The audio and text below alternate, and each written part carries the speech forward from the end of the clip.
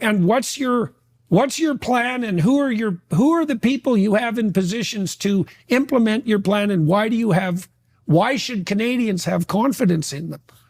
So my plan is pretty clear. We're going to cut bureaucracy, cut the consultants, cut foreign aid, cut back on corporate welfare to large corporations. We're going to use the savings to bring down the deficit and taxes and unleash the free enterprise system. We're going to repeal C-69, that's the anti-energy law, to cause a massive resource boom in our country and make it attractive for business to do the value-added work here in this country. So part of it's going to be growing out of this mess. If you take the debt to GDP ratio, you have the denominator has to grow. And that's why we need a bigger, more powerful GDP that can fund our country and diminish the relative size of our debts.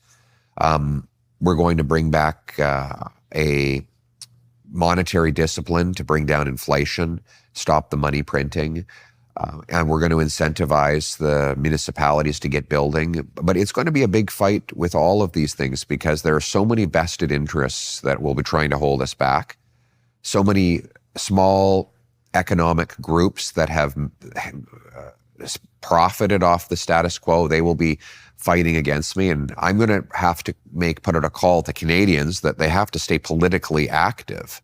They can't assume that simply by voting in an election that everything is going to, all the problems are going to reverse instantaneously. I will need people to put pressure on the Senate to adopt my economic reforms.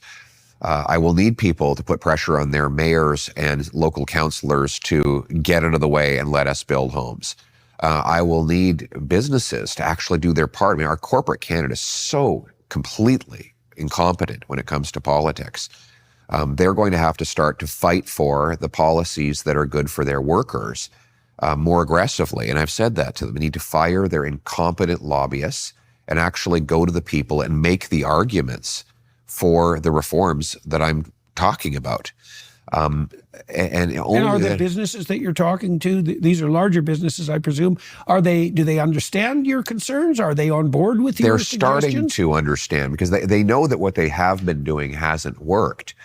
Well, the energy companies have been towing the green line, which seems to me to be a very bad strategy. They're idiots. They're complete idiots. The big five oil companies in Canada have idiot lobbyists.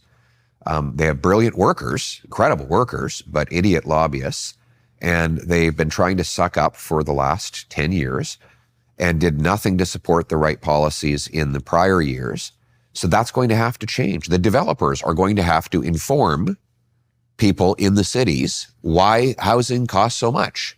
How is it possible that Olivia Chow can raise development charges by 30% and nobody in Toronto knows about it? Well, it's because the builders have not made it known. And so the builders take the blame when the housing costs go up. I mean, sorry, you have to politics is a participation sport, not a spectator sport.